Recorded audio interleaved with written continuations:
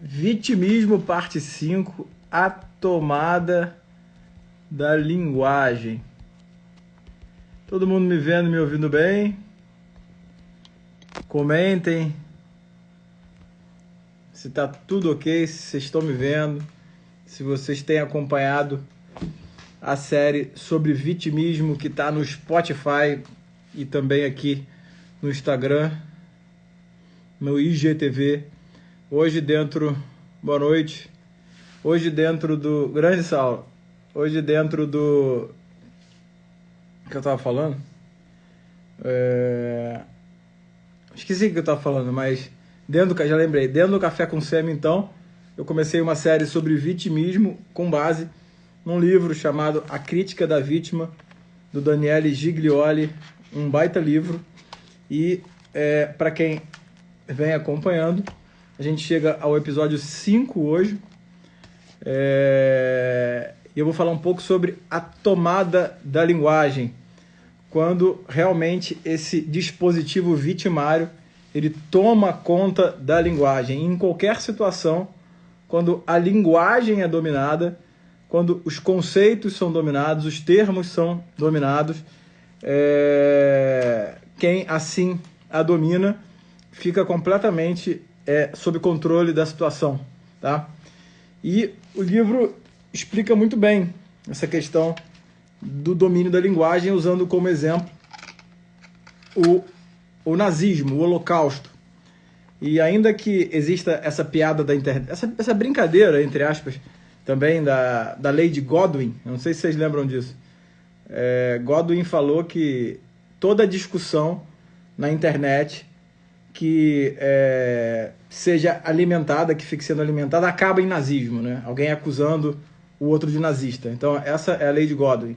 Se você discutir com alguém, essa discussão começar a ficar quente, isso vai acabar numa acusação de nazismo. Isso tem um sentido quanto à relação da tomada da linguagem. Está escrito aqui a tomando da linguagem, mas eu vou mudar. É a tomada da linguagem. Talvez eu mude esse nome para o domínio da linguagem, a tomada da linguagem. Eu acho que a tomada da linguagem está claro, tá? Então eu fixei aqui a tomada da linguagem. Bom, como é que ele usa esse exemplo do nazismo?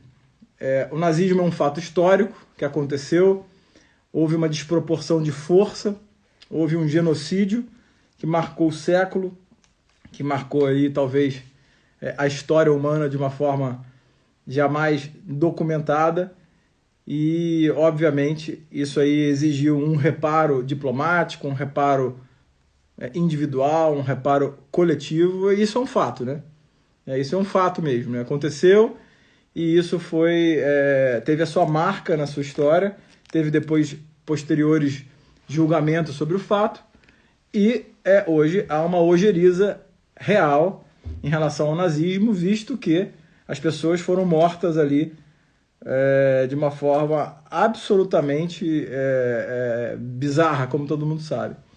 Mas qual que é a questão da tomada da linguagem em relação ao Luiz Henrique aí, mais uma vez, roubando a minha live, né? Uma pessoa extremamente antipática. Deixa eu ver se tem como tirá-lo da live. Tem. Então, remover do vídeo. Pronto. Removi o Luiz Henrique aqui da live, porque ele atrapalha, fica falando bobagens. Bom, quando você pega, então, essa questão de algo histórico que aconteceu como o nazismo, e a gente pode falar também do fascismo e de uma série de outros movimentos políticos, culturais, que causaram um dano, né? E você passa a usar essas palavras, né, de forma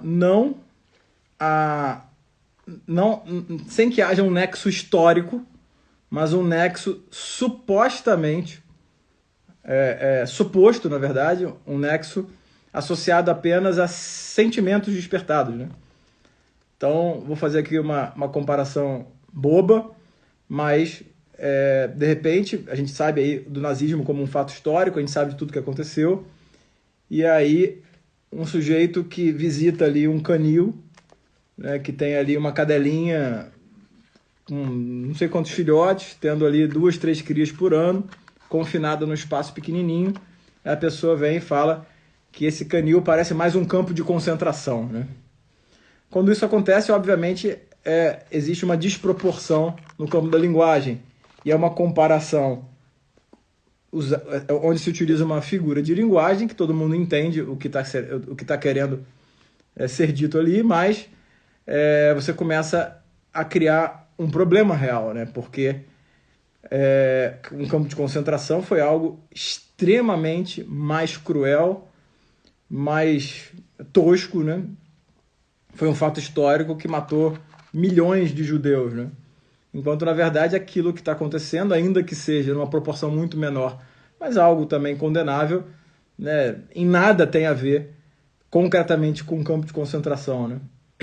E esse que está o ponto aí da tomada de linguagem. A reflexão de hoje ela vai em cima disso, né?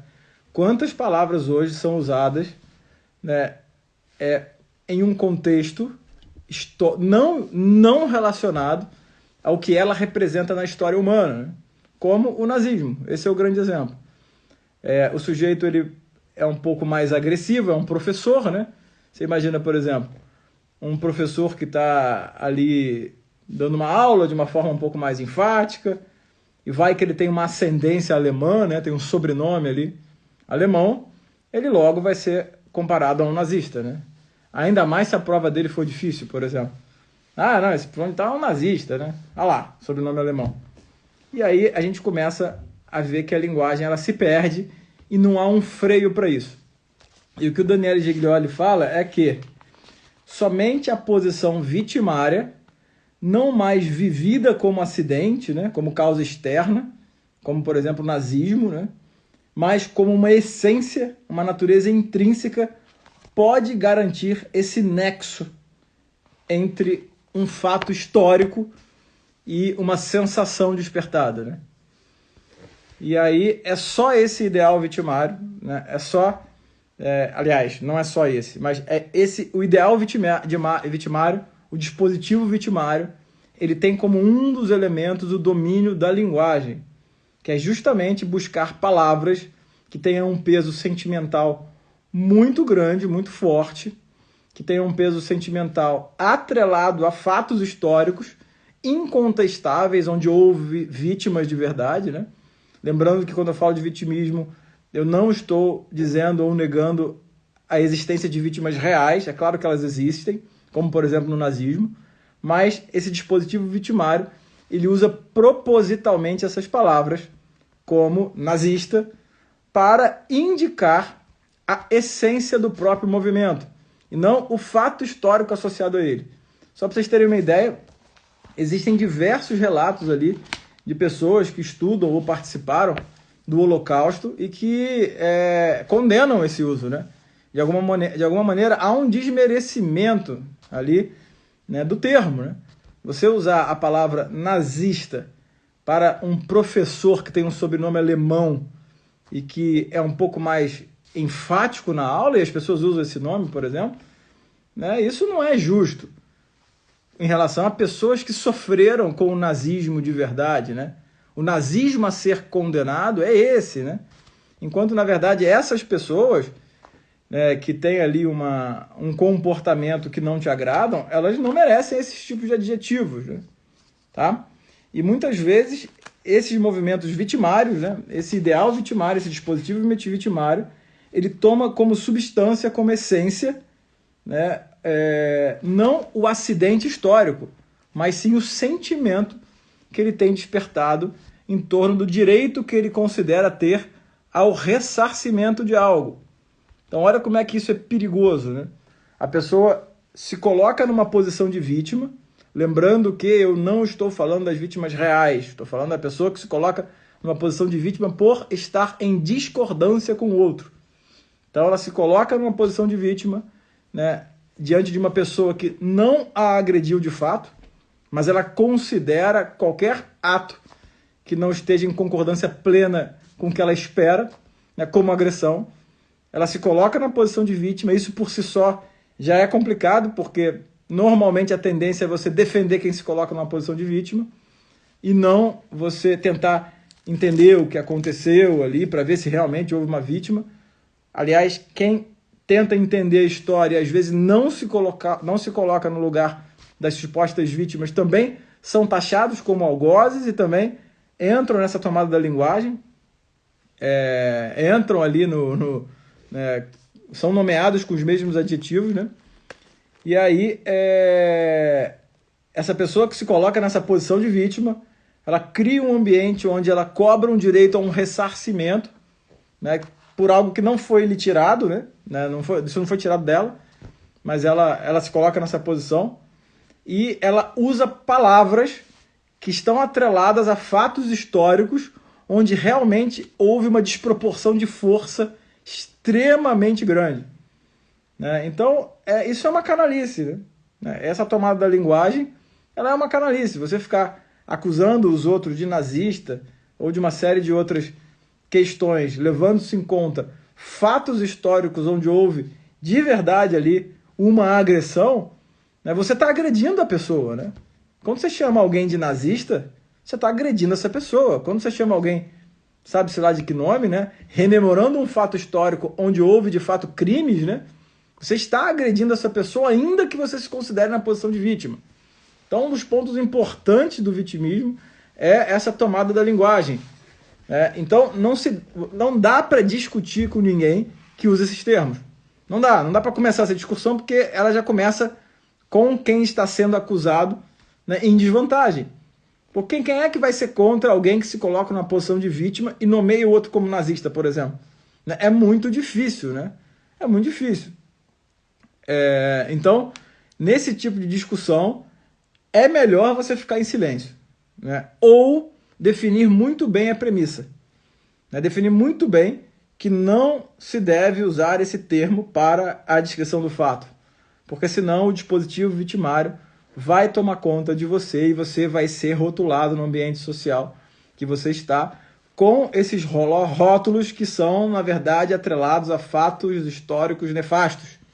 Entende como é que essa tomada da linguagem por parte do dispositivo vitimário, ela é grave e, na verdade, é uma das forças que são utilizadas para se conseguir, então, o tal ressarcimento por algo que é desejado, né?